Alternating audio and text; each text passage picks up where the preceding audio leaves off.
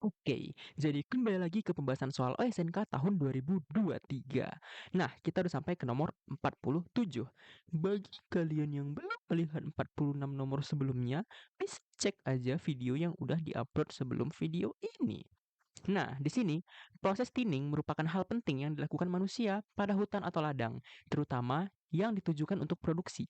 Tinning melibatkan pemangkasan beberapa individu sehingga kerapatannya menjadi berkurang. Nah, jadi emang beberapa individu itu dikasih jarak ya. Contohnya di sini ada yang heavy tinning.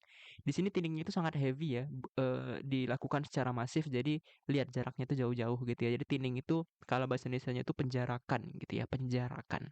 Nah, berikut adalah ilustrasi proses tersebut dengan berbagai intensitas. Ada yang nggak di-tinning, ada yang moderat, ada yang light, ada yang heavy. Gitu. Itu doang sih yang perlu dianalisa. Nah, terus kalian bisa lihat di sini ya, kalau dari gambar, kalau dia thinningnya itu masif banget, itu nggak ada tumbuhan satu spesies ya yang terhambat gitu. Sementara kalau dia nggak di-tinning, nih lihat ada spesies yang terhambat gitu ya. Di mereka ini satu-satu spesies ya, hijau semua ini satu spesies dan ada yang terhambat gitu. Jadi, dia menghambat spesiesnya sendiri. Misalnya ya, ini adalah spesies yang butuh cahaya matahari gitu. Nah, dia bisa menghalangi pohon besar ini bisa menghalangi pohon di bawahnya, sehingga pohon di bawahnya itu jadi tumbuh kecil gitu. Jadi pentingnya tinding itu untuk meningkatkan produktivitas gitu ya. Jadi lebih besar-besar tumbuhannya biasanya gitu. Jadi nutriennya juga jadi lebih optimal, jadi nggak rebutan nutrisi gitu ya. Nah itu gunanya tinning.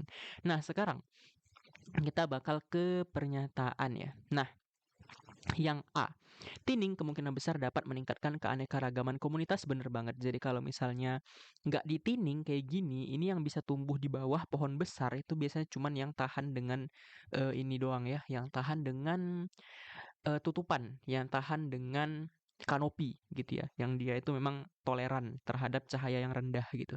Tapi kalau dia di-tinning, ya di-tinning kayak gini yang heavy tinning, itu bisa menghasilkan area yang lebih terbuka gitu. Jadi yang tumbuh tuh lebih beragam.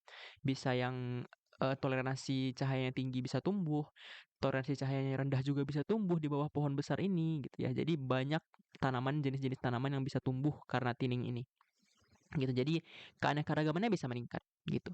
Nah, sekarang yang B. Tanpa tinning, individu-individu dalam populasi masih dapat mengalami seleksi alami ya. Ini benar banget karena seleksi alami ini bagaimanapun bakal terus terjadi ya. Jadi walaupun tanpa tinning, kalau di sini kan yang di tinning ini kan semuanya bisa tumbuh gitu ya. Banyak dah, nggak semua sih, banyak tumbuhan yang bisa tumbuh gitu jenis-jenisnya.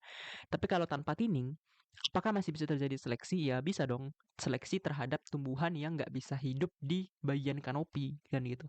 Tumbuhan yang butuh cahaya tinggi itu nggak bakal bisa hidup karena nggak ditinning gitu. Jadi ketutupan sama pohon-pohon besar gitu ya. Jadi bakal terseleksi secara alami gitu. Jadi tumbuhan yang butuh cahaya banyak kalau nggak ditinning area dia itu nggak bakal tumbuh gitu. Jadi ya seleksi alami selalu ada gitu ya.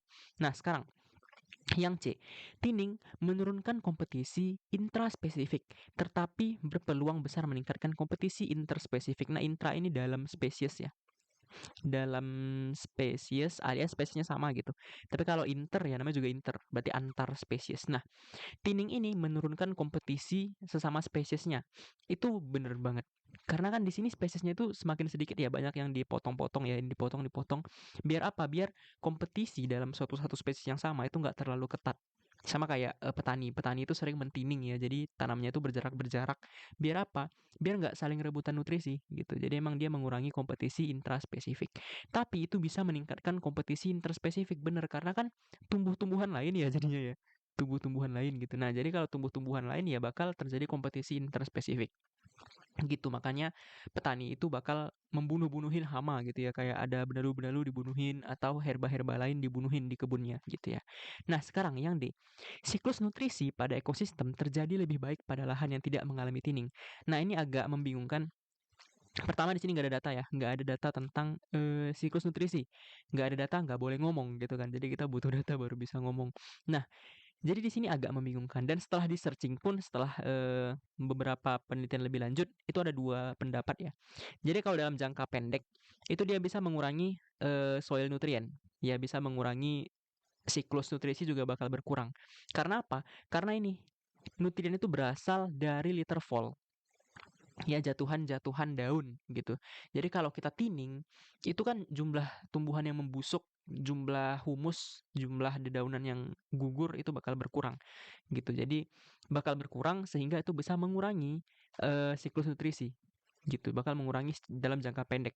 Tapi dalam jangka panjang, keanekaragaman yang tinggi itu bisa meningkatkan malah meningkatkan nih lihat, improve soil nutrient availability.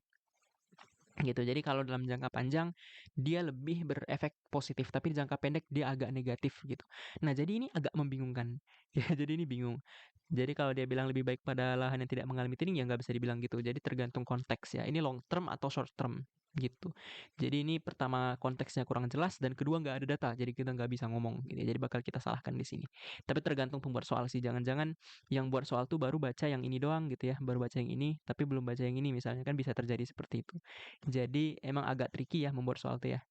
Oke, jadi untuk sekarang jawabannya adalah benar-benar benar salah.